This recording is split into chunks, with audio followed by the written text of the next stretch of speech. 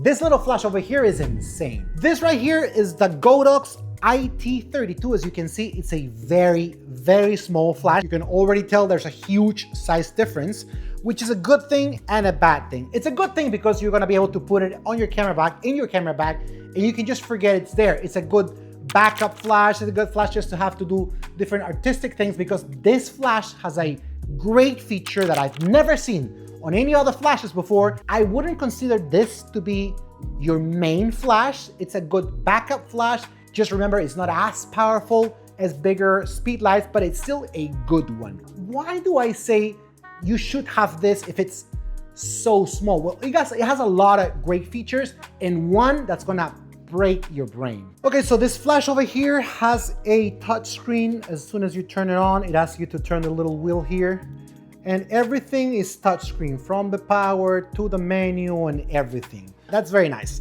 Now, you do have the option to use this flash on TTL mode. That's very interesting. For those of you who are not very familiar with flash photography or are just starting with flash photography, what TTL basically means is that your flash judges through the lens of the camera. That's what TTL stands for, through the lens, the amount of light you need in order for your photo to be properly exposed, considering the exposure settings you already set on your camera. This flash also has high-speed syncing.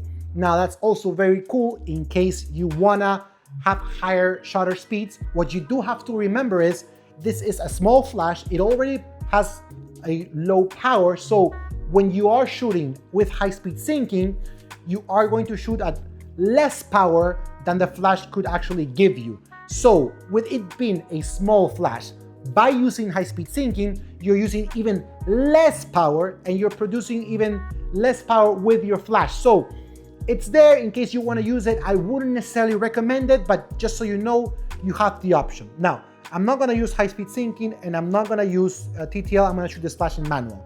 This flash also has a modeling light. It's not a very strong modeling light, but it's there. You can turn it on and all of a sudden you can use it. I wouldn't use it, but it's there in case you need it. Wow, it's way brighter than I thought it was gonna be. I'm gonna turn that off. This is a small flash. So far it feels like I'm talking down on this flash. I mean, low power, not very good high-speed syncing. Yeah, it works with TTL, but why would I want a small flash like this in my camera bag? I'm gonna show you right now some photos with the flash that are gonna be decent. And then I'm gonna show you the special thing this has flash that no other flash have, that is just gonna make it stand out so much. Today, my model is my beautiful wife, Antonella, who was on her phone, but now she's no longer distracted. And let's just get straight to shooting. Okay, so I'm setting my flash here on my A7C II. Actually, I'm gonna turn it off and I'm gonna show you guys a photo without the flash so you can see what lighting conditions I'm working with. 3, 2, 1. Perfect. That's my photo without the flash. That's just using the natural lighting in the room.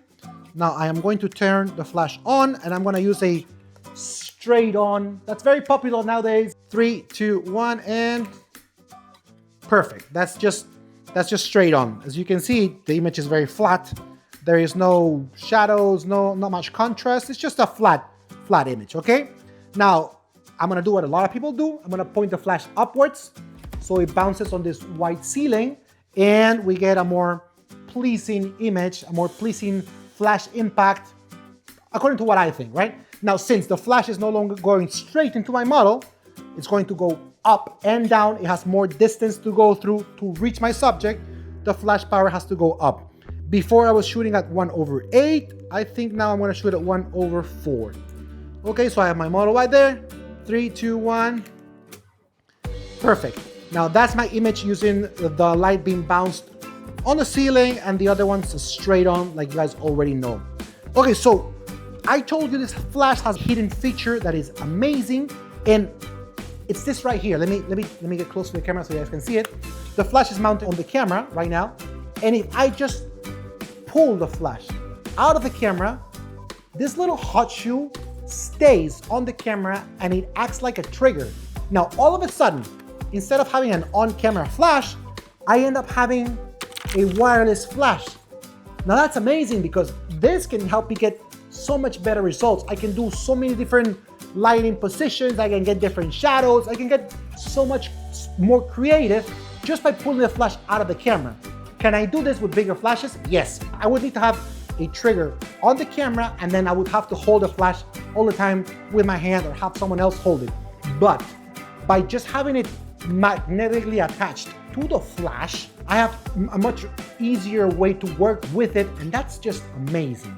So what I'm gonna show you right now is how I'm gonna take photos with my flash being detached from the camera, and how this little hot shoe can act like a wireless trigger, and it just blows my mind. I gotta show you. Okay, so I'm bringing the flash power down to 1/8. I have my model right there. Let me just stop. Let's try more like a Rembrandt lighting, okay? 3, 2, 1, and go. Perfect. Now she has some shadow under her chin and her nose, maybe a little more over here to get it with a better result. 3, 2, 1. Nice. It's already different from the straight on flash, from the flash being bounced to the ceiling. And if I want to give it more of a side light, I'm going to have the flash on the side, like over here.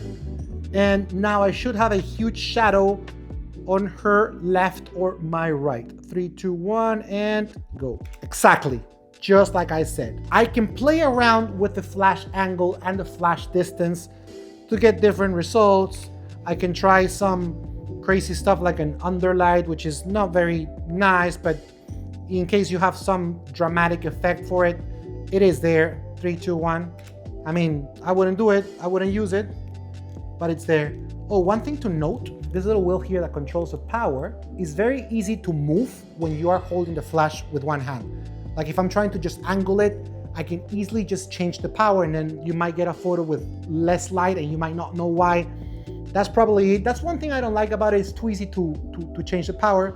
But if you do remember to work with it, and then again, underlight, 3, 2, 1, it can give you some cool stuff.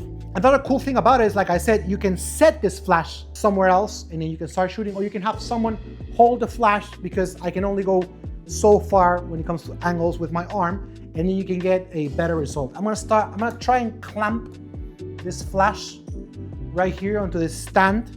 Oh, that's another thing I don't quite like about the flash. It doesn't have like a shoe I can put on a light stand, because this is where the trigger or hot shoe is supposed to go. But I'm gonna try and clamp it. I hope it doesn't fall, so that I can use it maybe here. Yeah, I think that kind of works. Doesn't seem too safe, but at least it will do something. Okay. So now I have the light over here. I'm gonna move it to one side, being very careful because this is barely holding on for dear life. Oh, you see how I almost lost my flash. And yeah, that's kind of annoying. I wish it would have something there to hold it. And okay, there it is. Perfect. Now I'm gonna shoot a photo. The flash is on a stand. Hopefully it doesn't fall. And now I can shoot it from here. 3, 2, 1. There, I got a very different side light, and I can move around, and I don't have to be moving around with the flash because it's already set somewhere else. And now I can shoot the photo from over here and get a different result because the flash is just somewhere else. Can you look over there? Perfect. 3, 2, 1. Nice. 3, 2, 1. Perfect. Now, this little hot shoe, it's not just a trigger, because I can actually increase or decrease the flash power using these little buttons here. That's also amazing. That's also amazing. I mean, it's so small, I wouldn't expect it to have any more features, but it does. It's probably too weak to be your main flash, unless you're in a very, very dark environment and you only want to light up your subjects, and then yeah, go for it. I've shot an event in a restaurant just using this flash, so I know it can do it. You just have to know to work around it. Don't expect it to give you much light. If you're ever outside or something like that, you're not gonna be able to see anything. But it is a nice little tool that you can use for artistic purposes. Right now I'm just shooting portraits, but think of it like you're in a wedding, right? And you're trying to shoot some details around the venue, maybe the food, the menu, the cake, desserts, whatever it is, and you just don't want to be carrying a big flash to give you some different sidelight and whatever, and then you just have to bring this little thing here, detach it for your camera, start shooting. Hey, photographer, can you get a photo of us? It's just a group of 2 people. Oh, perfect.